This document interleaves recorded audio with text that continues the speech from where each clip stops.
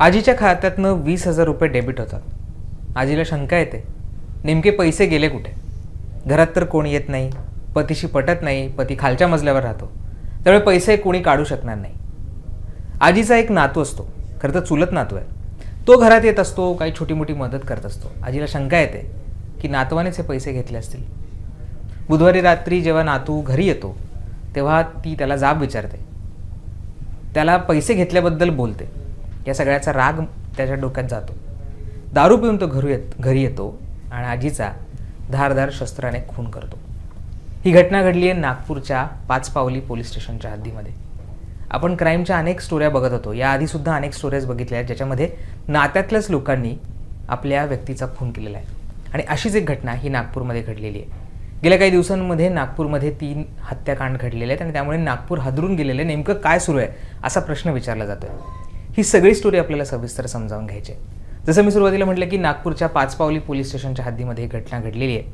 महिलेचं नाव आहे किशोरी चव्हाण, जिचं वय आहे 68 वर्ष आणि तिचा चुलत नातू ज्याचं नाव आहे राजू वाघाडे, ज्याचं वय आहे 30 वर्ष, याने हा खून केलेला आहे. ह्या ज्या किशोरी चव्हाण आहे ह्या लहानपणापासून या राजूला सांभाळत आहेत. त्यांच्या चुलत दीराचा त्यांच्या दीराच्या मुलीचा हा मुलगा आहे, त्यामुळे चुलत आजी येते त्याची. त्याचं घर त्या आजीच्या शेजारी होतं. ह्या ज्या किशोरी आहेत त्या पतीसोबत राहत होत्या, पण त्यांचं पटत नव्हतं अनेक वर्षांपासून, त्यामुळे पती हे घराच्या खालच्या मजल्यावर राहत होते आणि या किशोरी ह्या एकट्याच पहिल्या मजल्यावर राहायच्या. 2 मजल्याचं यांचं नागपूरमध्ये घर आहे.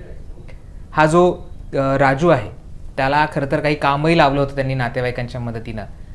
काही दिवस त्याने ते केलं, पण गांजाचं व्यसन होतं आणि दारूचं व्यसन होतं, त्यामुळे तिथंही तो काही कामावर टिकला नाही. दिवसभर भटकायचं, नशा करायची, एवढाच त्याचा कामधंदा होता. आजीकडनं पैसे घ्यायचा. आजीकडे तिचं एक ATM होतं ज्याच्यामध्ये अर्थातच पैसे होते. एक दिवशी त्याने ते ATM घेतलं, त्यातनं 20,000 रुपये काढले. ते आजीला काही सांगितलं नाही. आजीला लक्षात आलं की आपल्या अकाउंटमधनं पैसे गेलेले आहेत. मी जर सुरुवातीला म्हटलं की घरी तर कोणी येत नाही, पैसे कोण काढणार. आजीला हा बाकीच्या गोष्टींमध्ये मदत करायचा, ATMमध्ये घेऊन जाणं, इतर गोष्टींमध्ये, त्यामुळे आजीचा शक बळावला. आपल्या नातवानेच हे पैसे काढले ते तिच्या लक्षात आलं.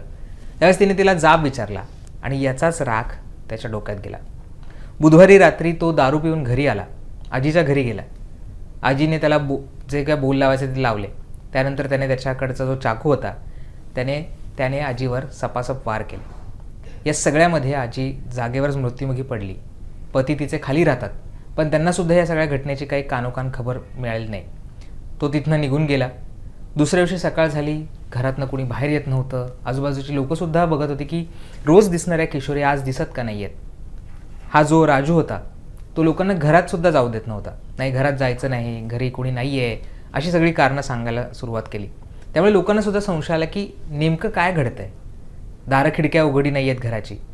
जे पती होते ते सुद्धा ते पण वरती गेले नाहीत. पण एके दिवशी म्हणजे दुसऱ्या दिवशी सकाळी जी त्यांच्या घराची टाकी होती त्याचं पाणी वाहायला सुरुवात झाली. पाणी वाहिल्यानंतर जे खाली राहणारे पती आहेत त्यांच्या लक्षात आलं की काहीतरी गडबड आहे.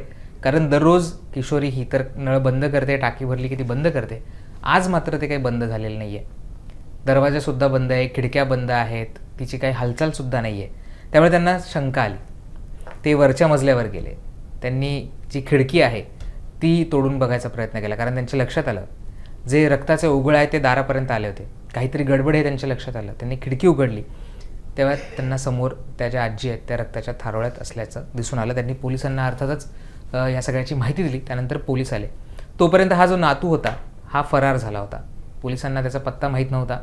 पोलिसांनी जी सगळी टीम आहे ती त्यांची तिथं घटनास्थळी दाखल झाली.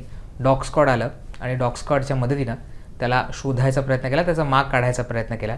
पोलिसांचं जे नेटवर्क होतं, जे खबरे होते, यांच्या माध्यमातून नागपूरमधल्याच एका छोट्याशा गावात जाऊन तो लपला होता. पोलिसांनी सापळा रचत त्याला तिथून अटक केली. ज्यावेळेस त्याची चौकशी केली त्यावेळेस समोर आलं की त्याने जे पैसे चोरले होते ते आजीला कळालं होतं. आजीने त्याच्याबद्दलचा जाब विचारला होता आणि या सगळ्याचा राग त्याच्या डोक्यात गेला होता. या रागातनंच त्याने दारू पिऊन आजीची हत्या केली होती. खरं तर नागपूरसारखं शहर उपराजधानीचं शहर आणि अशावेळी एक नातू स्वतःच्या आजीचा खून करतो. त्यामुळे निश्चितच नेमकं समाजामध्ये काय चाललं आहे या सगळ्यावरचे प्रश्न आता विचारले जात आहेत. या सगळ्यामध्ये त्याने खरं तर ते सगळं रक्त पुसून घेतलं होतं, डेड बॉडीसुद्धा एका बाजूला ठेवली होती, कोणाला कळू नये याची खबरदारी घ्यायचा प्रयत्न केला होता आणि त्याची विल्हेवाट लावायचा सुद्धा त्याचा प्रयत्न होता. पण त्याआधीच हे सगळं बिंग फुटल्यामुळे तो आता पोलिसांच्या तावडीत सापडलेला आहे. आपण पुणे असेल किंवा इतर शहरं असतील याच्यामध्ये जे रोज घडणारे गुन्हे आहेत याच्याबद्दलचं वार्तांकन करत असतो, नात्यांमध्येच कसे पद्धतीनं खून केले जातात हे सुद्धा सांगत असतो. पण या सगळ्या ज्या गोष्टीनंतर साध्या छोट्याशा व्यसनामुळे आपल्याला जे गांजाचं व्यसन आहे, आपल्याला जे दारूचं व्यसन आहे, त्याच्या हव्यासा पोटी आपण आपल्या आजीचा खून करतो आहे हे सुद्धा त्याच्या लक्षात आलं नाही. आणि यामुळेच निश्चितच या सगळ्यावरनं अनेक प्रश्नसुद्धा आता उपस्थित केले जात आहेत.